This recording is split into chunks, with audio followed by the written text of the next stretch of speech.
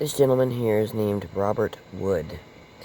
About, 2013-14, somewhere in there, I was given a book written by this guy back in the 70s called Trilaterals Over America. And I read it. And it's about the Trilateral Commission. And the Trilateral Commission is a consortium, or as some have said, a cabal, with Brzezinski as the head and David Rockefeller as the head in the beginning. Many presidents have been members. John Kerry, I believe. Or not John Kerry, I take that back. Dick Cheney, I believe, it was a member. Or is a member. And probably his daughter, who's currently, politically involved. Mika Brzezinski is Brzezinski, the founder of this organization's daughter. CNN News, I believe, or one of these major news, I'm not sure which news site she's on, but you know what I'm saying, right? So, I wanted you all to hear what blockchain, and the reason why I'm very wary of cryptocurrency, and this is it. This is the reason. Talk about the relationship between, like, a fintech and the Trilateral Commission. Well, a lot of people, Fintech is financial tech. probably common view of things like Bitcoin and blockchain technology and so on is that it was like a consumer-driven, bottom-up sort of a thing, and that's really not the case.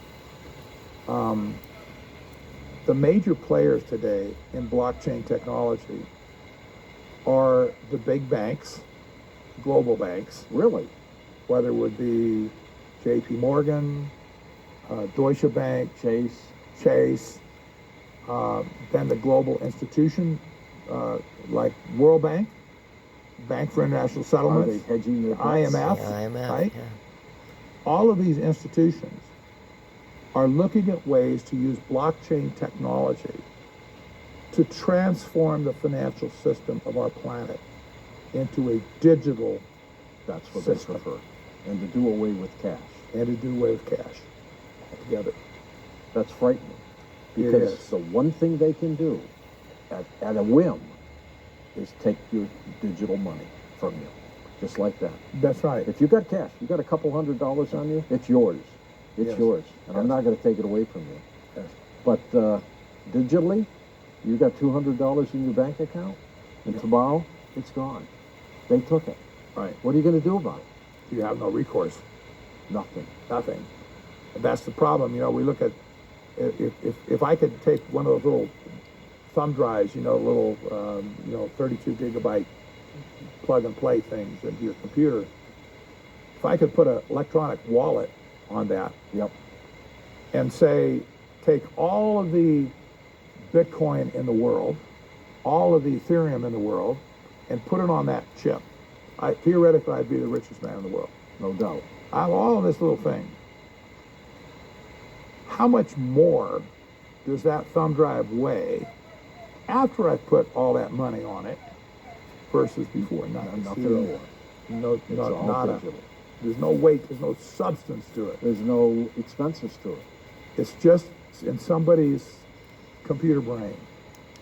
And you could be the richest man in the world, and if somebody had the ability to flip a switch on George Norrie, And take it all. and well, not necessarily take it, but let's just say, turn off your plastic.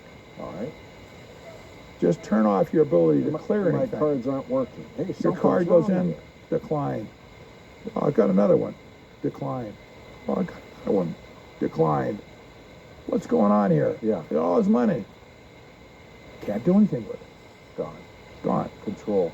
So, this kind of thinking, and by the way, some people in the world are waking up to this. Even the Swedes in Sweden started this whole idea of cashless society. Sure. They don't like it now. The Swedes themselves have finally concluded, what happens if the power goes out? You got it. And it could. They could. X-flare from the sun or an EMP attack in the atmosphere. I know. Your power grid goes down. Your ATMs don't work.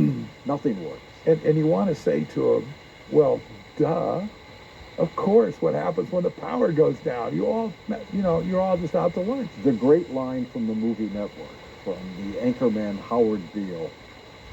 Just leave us alone. Give us our toaster and our television and our radio tires, and just please leave us alone. That could happen too, where people just want to be left alone.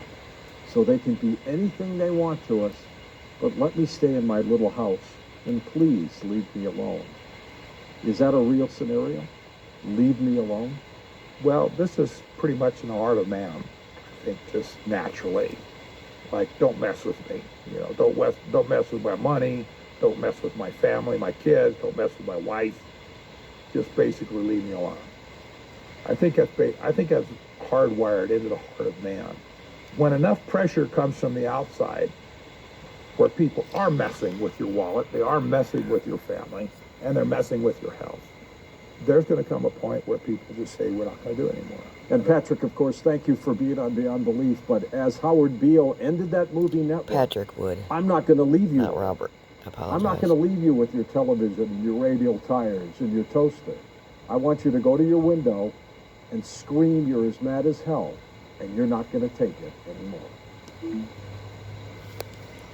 And that's what I've been concerned about with cryptocurrency. One, social credit scores could be a serious issue. What if you do something like, you're a conservative, and you won't comply with being forced into saying people's pronouns the way they want, and somebody brings a court case against you, and you lose your job, and you go to fight it, and they tell you, oh, well, it's the law.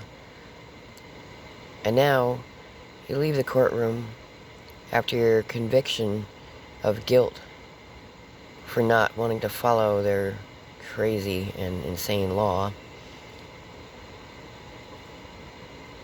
And you realize you need gasoline in your vehicle. And something to eat. And you go and you use your digital currency on your card, thinking it's backed by something, and your cards don't work.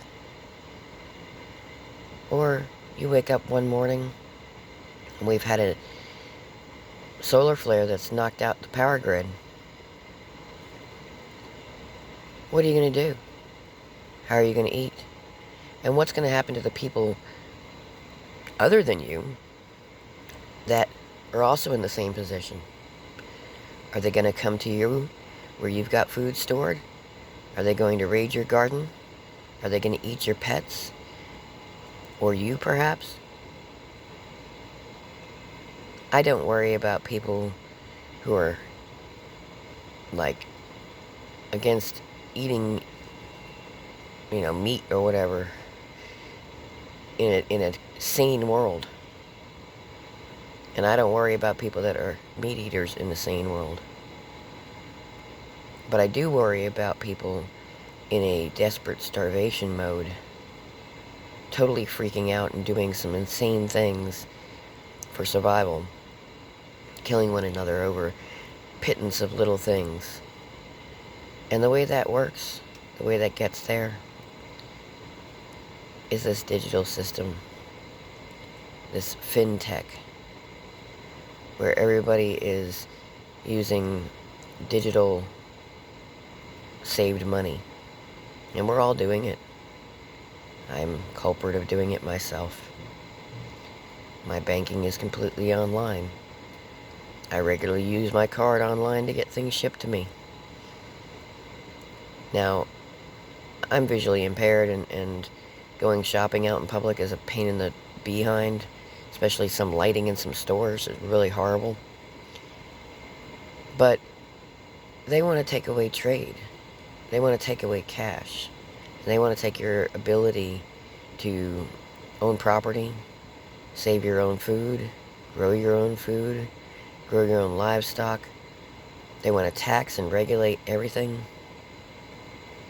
You're not allowed to put up a small structure like a shed or a deck on your property without drawing a permit, even out in the middle of nowhere, where it would have no effect on anything. It's like the giant HOA, Homeowners Association. And all they're doing is they're doing that to get money, to make money, to tax you, to tax me. I got told a story.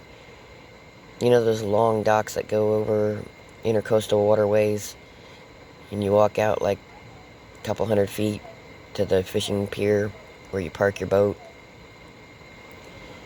Well, there's a place here in South Carolina that charges you thousands of dollars just to replace a couple boards. If your dock needs to have a couple boards replaced, you can't just go down there yourself, rip up the old boards, put a couple new ones on it, and be done with it. No, you have to go through the Army Corps of Engineers, get an architect to draw it out for 2 boards, pay fees for everything, pay some sort of fee and, to the county, and basically that job goes from being, I got a saw and a board and some nails or some screws, and I'm gonna go do this on Saturday afternoon, and it cost me like $25 to do, to $10,000 job. Absolutely ridiculous. Think about that. When are we going to put our foot down and stop these regulations on stupid shit? And when are we going to wake up to the fact that anything that's not tangible physically in your hand can be taken from you with just a flip a switch, push of a button, the whim of ill intent? Please like, subscribe, share, and please comment below if you have any ideas on this, how we can stop this, what we can do to make it better, what kind of safeguards we can manage the system with. Alright, y'all have a good one. Take it easy. And don't get duped.